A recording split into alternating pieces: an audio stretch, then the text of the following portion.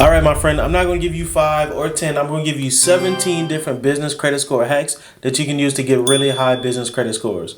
I'm not sure where you're at in the series, but I want you to go back on my page and look at the rest of these videos for this series so that you can really implement and get the best results. So hack number 1. We're going to start off a little slow, but I need you, if you want to get business credit, you want to go and get your DUNS number. So I know that seems kind of basic, but a lot of people don't have it and don't know how to get it. What you need to do is go to dnb.com and you want to see if you have a DUNS number already. You want to look up your business and see if you're on there. If you don't have a DUNS number, you can get it for free on the same website. After you get that, you also want to get set up with Experian Business and Equifax Business. You'll go on their website, search for your business and see if you can find it. If not, you want to put in information and see if you can find yourself on there.